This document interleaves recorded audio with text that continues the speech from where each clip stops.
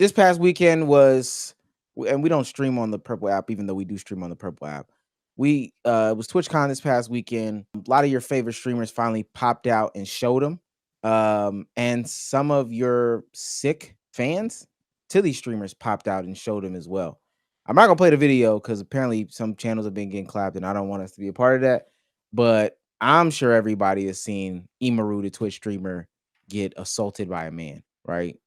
And I didn't know prior to this, Imaru is like the biggest woman Twitch streamer on the platform. I had no clue. What's her name? She's passed like, everybody, viewership wise and sub wise and all that stuff. She's like Pokemon. Yeah, it's believable. I didn't know that she officially did it. Shout out to her. It was definitely believable. I thought it was still Valk and Pokey between those two. That's your grandma's most viewed Twitch streamer, right? We're talking about big girls. With the granny panties. So she got assaulted, and I know everybody saw like the aftermath and the whole interaction. He hugs her, tries to kiss her neck. Her security comes and pushes him off. Doesn't really stop him. He's able to walk freely. She put out later in a tweet that her staff had to press the dude. And then on stream, she goes and acknowledges what happened. And I haven't watched this yet, so we'll watch this together. Okay, I've been talking to Twitch people, and I'm really upset because I noticed a lot of negligence around the event, and I'm not happy with the way that they're handling it now. And I'm like, what do you mean? And she's like, well, I asked them, like, what are they gonna do about this? And you know what they said initially? They said, oh, well, he's banned from the platform for 30 days. What? And then she's obviously like, hello? Like, that needs to be indefinite. What the fuck are you talking about? Also, that's like nothing to do with anything. No one gives a fuck if he's banned on Twitch or not. Like, we're talking about the convention here. So they changed it to indefinite. Takes an hour for that to happen, by the way. These two people are the head of security for Amazon and the head of risk for Twitch. Ooh. Don't take that last line lightly. Said make it make sense. Also, later the same night, I'm not gonna drop names here because I wasn't there, so I didn't see it. But I had multiple people tell me that key Twitch representatives last night were out partying. What they're speculating is that she's talking about Dan Clancy. Dan Clancy was out later that night partying with people, as the speculation goes. Get your initials on just the safety at the conventions, because I think that a lot of people heard about the safety at the conventions and all that stuff like that, but just even more of like a general, there's like a safety issue going on with Twitch streamers, but we can get into that just in a second. But just the safety thing, Bezos, it's a little crazy to me. Yeah, I mean, I think Twitch is fully responsible for this. Everything that I've seen is like the pushback, at least I will say a majority of it is supporting her, but the pushback is, oh, that's not Twitch's security. That's not their company, so they shouldn't be liable. I don't know how y'all operate, but when I host an event, I'm responsible for everyone. And as Twitch, they're responsible for everyone's safety. And if they don't have security that can stop someone as simple as literally just walking up, just cutting the line alone fully, like regardless of what that person did, just cutting the line is like, bro, get to the back of the line. But the person actually getting off what they were able to get off is absolutely disgusting. You know what's really sad about it is two things here. One, the fact that you would think that the Twitch staff would at least know certain names or certain faces or be told, and which it doesn't seem like it was the case of, hey, when this person walks in, hey, gang, let's be ready. Like let's say for example, it's popular game. Let's say like Speed was there, right? When Speed walks in, hey, just so you know, this is a guy that like everybody's going to run towards. So you might want to be on your P's and Q's. You might want to make sure they're good or nothing. It seems like they're not even knowledgeable of who these streamers are. So it's security, but they're not really securing stuff. They're just walking around treating everybody like it's a random civilian. That's not safe for any streamer involved. Two, it's the fact that when you talk about how TwitchCon has priorities, Yeah, it's not the streamer, it's the consumer, just clearly. I mean, weird though. That's weird. it's so weird, but like it's evident that it's the consumer. Whether we can discuss how they only wanted to ban him 30 days, how they let him continue to keep walking, or how the fact of, and I don't mean to, in y'all term, shoot the load, but I mean, it's literally come out that she had a guard, and that security guard got kicked out. He's banned for doing his job. He apparently pulled someone over by the arm and walked them out of TwitchCon, got him taken care of or whatever, but he's banned because I guess he went too far. And apparently nobody thinks he went too far. So it's just sad to hear that basically TwitchCon is all for the consumer and doesn't really show too much care for the people that bring TwitchCon to life. I want to also. I want to play this before you go, Damo, because there's been conversation that like this is just the nature of streaming, and this is what comes with any of this stuff when you become a streamer. But I think that like stuff like this has to be addressed. This is from streamer, what is her actual name? BX on X. That's not her name. I don't know her actual name. Beacons or whatever. Some a female Twitch streamer. She in this same weekend talked about a situation that happened to her and how there's just a lack of safety for women's streamers specifically. I want to play this. I don't know if y'all seen this. I'm stopping her plans. And either we can do this peacefully or it's gonna get ugly. It has to get ugly. It's gonna make, she thinks that she moved and stuff, that she's safe. We know where she is. I have money to spend. I'll drop 100K on this, not even blink. I'm gonna take it to another level. You tell me, if you wanna end this, we'll end it. We'll make the terms, not you. We'll make the terms. My heart, I've got evil in there.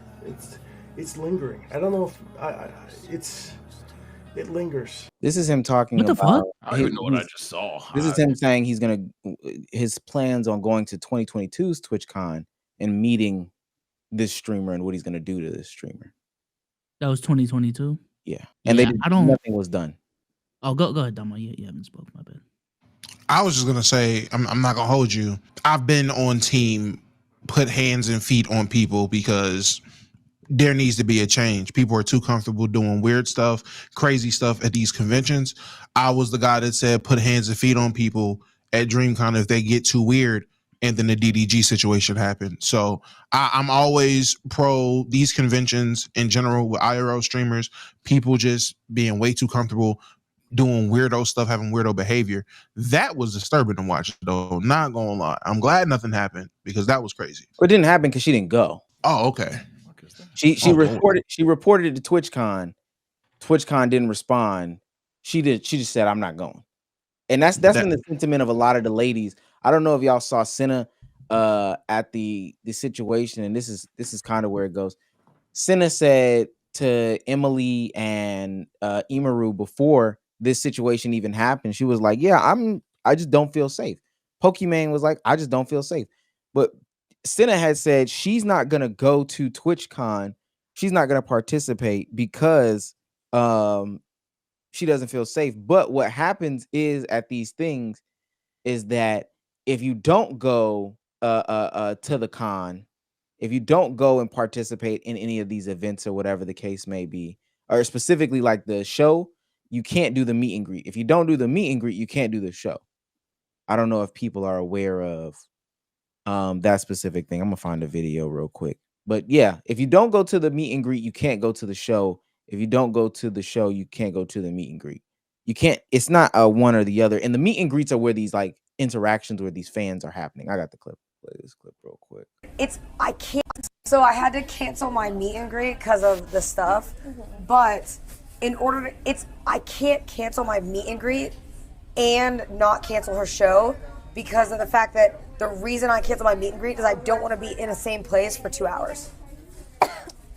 Because of people being weird. Okay. And then I'm under contract with them, so I can't cancel one and not cancel the other. Interesting. Oh. So I'm sorry, I kept my Emmy. meet and greet because I wanted to keep my show. Surely it'll be fine. I'm sorry, Emmy. I'm sure everyone will. That was before. She said, "I'm sure it'll be fine," and that was before it actually happened. Damn. Yeah, I think I think we really need to reevaluate the viability of conventions centered around meeting content creators, excuse me. Because like really just think about it. This is the only place and space where people can publicly interact with people who have insane amount of followings. Like there's no A-list celebrity con where you can just meet, A-list celebrities, walk up to them and say hi. But the reality is a lot of these content creators have platforms and have fan bases that, especially now, are equivalent to our traditional A-list celebrities. And we know how crazy stands of regular traditional celebrities can get. So imagine having that ability at scale in one place.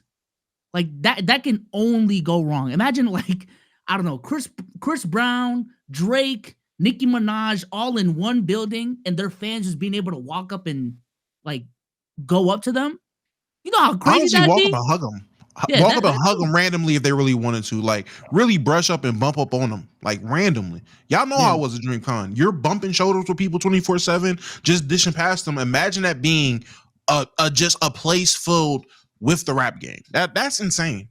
Yeah. Yeah, But and because it's content creators, it's like normalized. I get why, but we live in different times, and we really got to reevaluate this whole thing. So.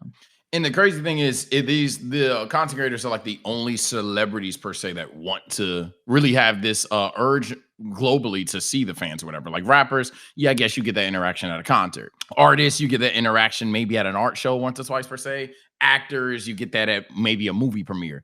But a convention where the whole purpose is dedicated to seeing your fans, that's only really content creators in their conventions per se. And even with I guess meet and greets in other regimes, it's almost it's like, okay, you have to have X amount of dollars to get there, for example. So like when you brought up Chris Brown, that's funny, right? Like we had a whole topic talking about the $1,000 to meet or something like that. A lot of people are just pooping a band. You know what I'm saying? And then mind you, that is the floor of floors. That's the maybe will actually take there, because most time what Biso is referring to is stuff like Met Gala. I guess if you want to see Kim Kardashian and Beyonce and Rihanna, all them in one place, you can go to Met Gala.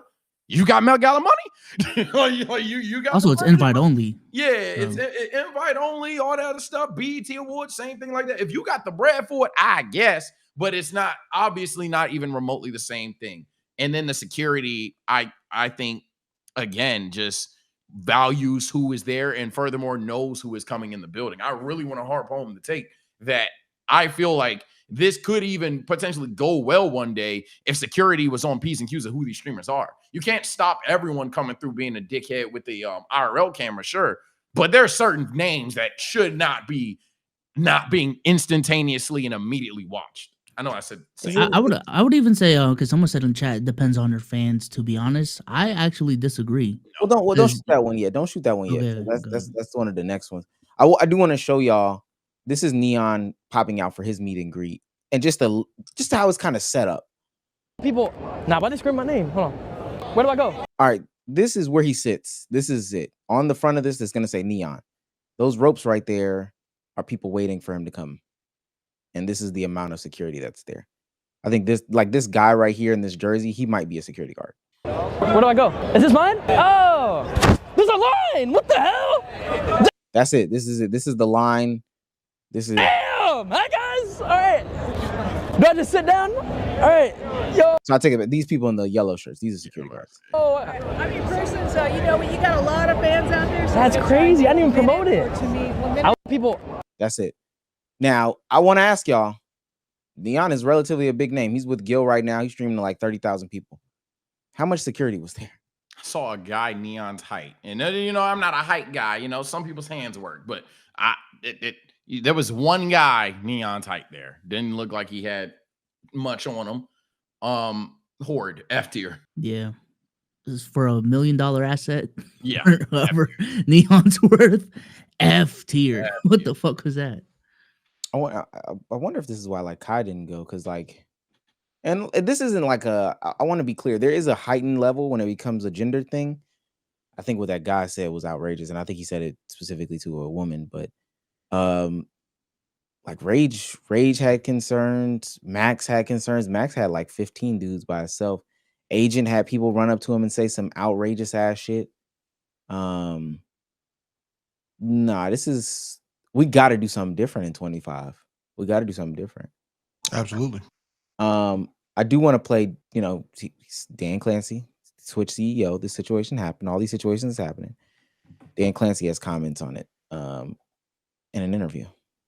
We saw one Twitch streamer yesterday, Amaru, get assaulted by a male fan. And a lot of streamers have, especially female streamers, have talked about, the danger that they feel from these sort of toxic, I guess, parasocial kind of creeps. What are you guys doing to prioritize safety? Because I know also a bunch of Twitch content creators said that they were too scared to even come to TwitchCon this year, just in case something like what happened yesterday would happen. The safety of our creators is the top priority. The challenge we face is a challenge in today's society. It's not limited to Twitch. It extends throughout our society. I do think that when you're live streaming, in many ways, since you control your community and you can ban people, you can make it so that those people that you don't want engaging with you and participating with you aren't there. Okay, it's very different. When I use other short form content and people say all sorts of stuff, well, I can't stop that. But when I live stream, they basically don't bother me. Now, what happened yesterday obviously was something that we care deeply about, securing this environment. We're looking very closely at everything that happened there, and I care deeply about Emmy. She's a friend of mine, and so I want to see how we can support her. This is just something we have to keep working on. I think everyone identifies our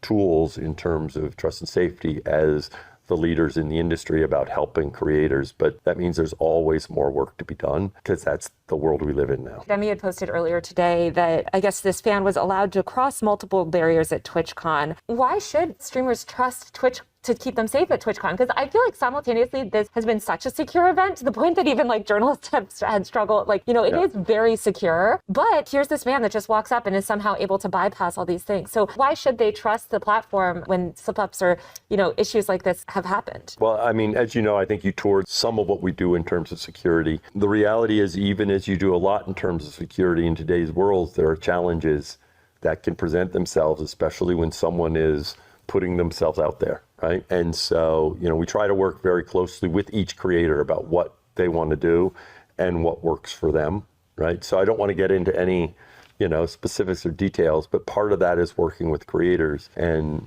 trying to find them. Right now, we're definitely, ramping it up to make sure creators know that we have the resources there to help them figure out what's right for them. If you're scared, just ban them. Damo. Adam Silver ass take, man. Bunch of word salad. Adam Silver, Kathy Engelbert. Yeah, don't even put Dan that Clancy. on Adam. Go. Rake him. Don't even put that on Adam. Hey, he's the worst, man. He's the absolute worst. She asks, how are we prioritizing keeping these content creators safe at TwitchCon? When I stream, the people that bother me, they don't bother me on stream because I ban them. It's got to do with a real life person, real life assaulting you, one. And then two, wouldn't that arguably give them a motive? Just walk with me here. You ban the guy. You ban the guy and explain why you banned him. Guy takes that the wrong way. Guy gets your location. He's a weird guy. He might say what's up. I wouldn't have just even brought up anything online related, because even YouTube, as a platform, what are they gonna do? Let's say right now we ban a weirdo in chat. What is YouTube gonna do to stop that weirdo person from appearing at DreamCon? You know what I'm saying? So I would have just focused on IRL security. Full stop. I mean, that's the concern. You ban in real life, you just swipe or no swiping, and you just a Twitch ban isn't an IP ban. It's just a account ban. I just looked at it. You just make a new account. A ban on Twitch, yeah, you can.